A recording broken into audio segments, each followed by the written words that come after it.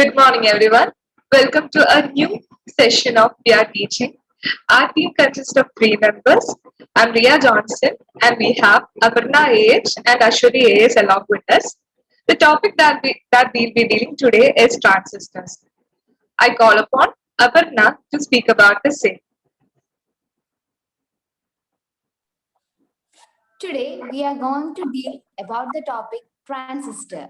So, we all are familiar with this term transistor. It is also called as the wonder kid of electronics. Now, we will look on to the introduction of transistor. Okay, now, yes, what today we will be dealing with the topics.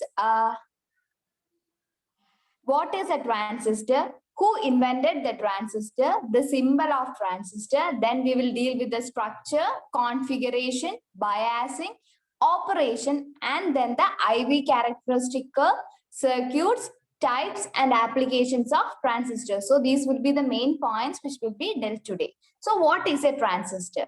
A transistor is a semiconductor device used to amplify or switch electronic signals and electrical power. So considering electronics, this is a very important term, and it is a very important component in all the electronic systems. It is a semiconductor device. So transistor is a semiconductor device used to amplify or switch electronic signals and electrical power.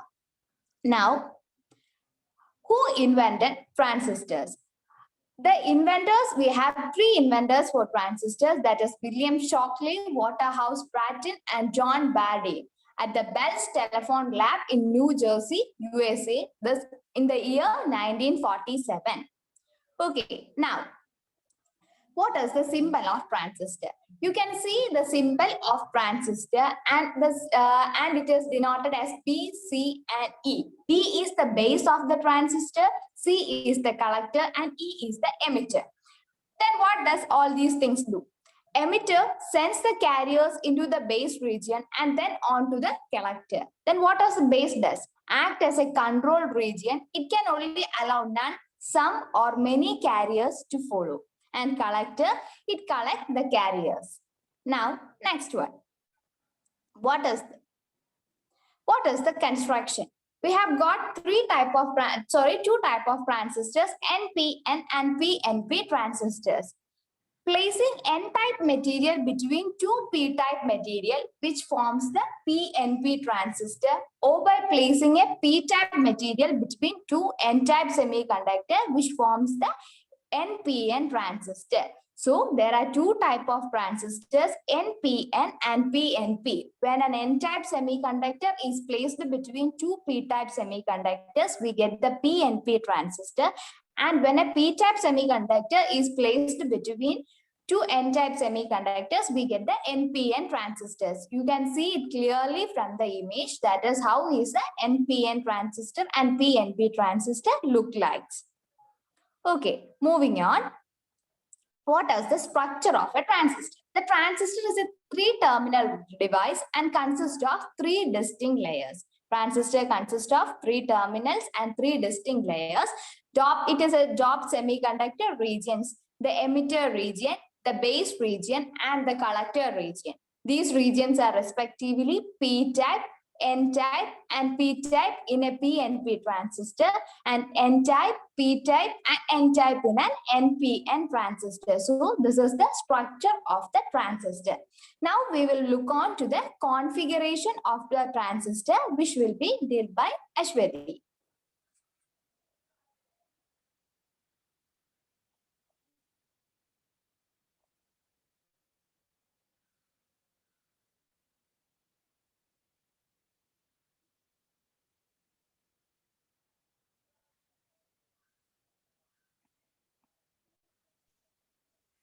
Now we can wait for the PowerPoint presentation. You see the preliminary parts and components of a transistor and what they do. And now we can go to the configurations. There are three types of configurations in transistors. As the name says, common collector, common base, and common emitter. And we can move on to the details of these three types of configurations. And the first one is common collector configuration. As the name says, it is common collector. That means the configuration in which the collector is common between emitter and base. It is known as common collector configuration. The input signal is applied to the base terminal and the output is taken from the emitter terminal. You can see in the figure, it is the schematic representation of a NPN transmitter, transistor, which is common collector, having a common collector configuration. Here, the input signal is applied to the base terminal. You can see it in the figure. The input is given through the base and collector junction, and output is taken from the emitter collector junction. And now the next slide. Okay. Here the common collector configuration is having, every configuration will be having an input characteristics and an output characteristics. And in the first figure, you can see the graph of an input characteristics of a common collector configuration. Figure shows that it describes that the variation in the IB in accordance with VCB. IB is the base current and VCB is the collector base voltage for a constant value of collector emitter voltage VCE, which means that for a constant value of collector emitter voltage or VCE, you can see the variation of base current with the collector base voltage. And in the output characteristics, figure below shows the output characteristics of common collector configuration, which exhibits the variation in emitter current against the changes in common collector emitter voltage for a constant value of base current.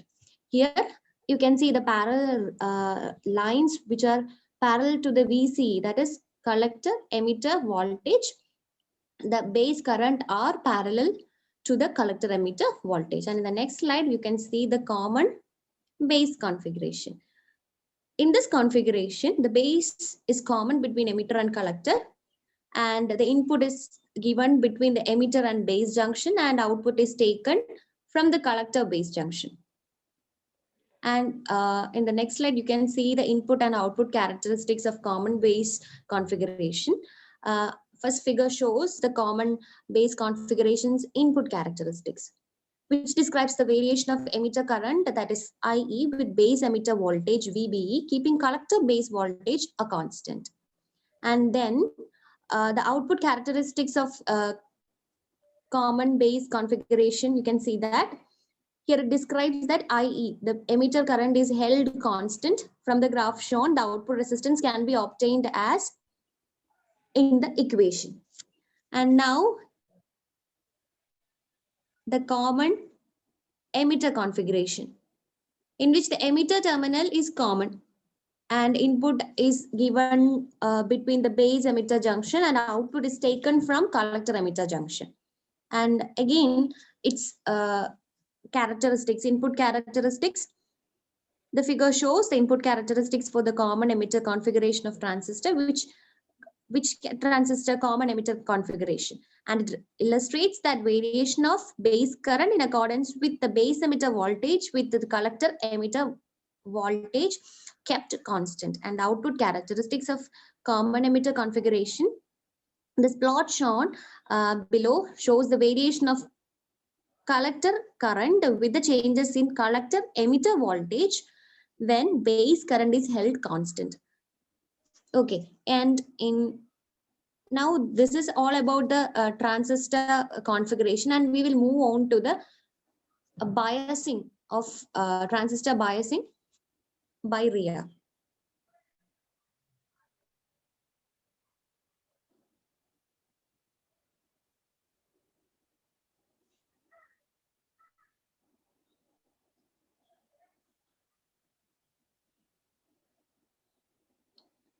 Ria, you are mute. I'm sorry. So now we'll be dealing with transistor biasing.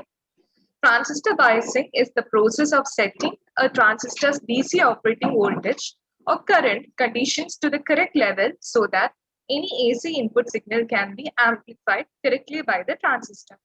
You can see two types of biasing, that is forward biasing and reverse biasing. In forward biasing, as you can see in the figure, the positive terminal is connected to the P of the transistor and there is no resistance to the flow. But in reverse biasing, the positive terminal is connected to N and there is a resistance to flow. That is about transistor biasing. Next, we'll see about the transistor types. So you can see a map out here. In the map, it has been given transistor types. Mainly, it has been classified into two. One is BJT and the second one is field effect transistor. BJT transistors are further classified into NPN and PNP. That is what we have seen already. And field effect transistors are classified as junction field effect transistor and metal oxide semiconductor conductor field effect transistor. This junction field effect transistor has depletion mode. This depletion mode is further classified into N channel and P channel. Metal oxide semiconductor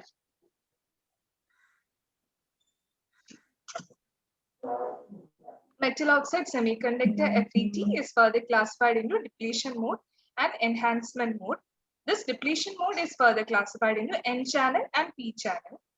And the enhancement mode is classified into N channel and P channel. That is the types of transistors. Now we'll see the application of transistor. Transistor is an active component and that is establishing in all over electronic circuits.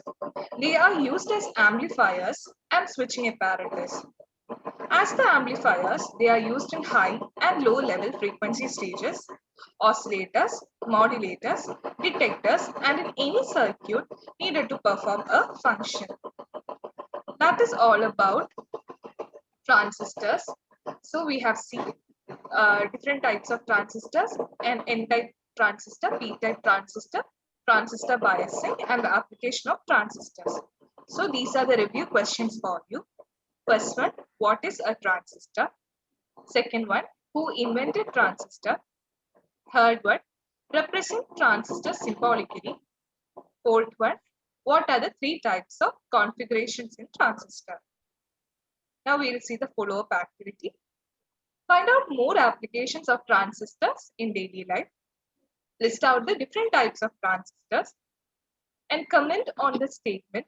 Transistor is known as the wonder circuit of electronics. That is all about today's session. Thank you and have a nice day.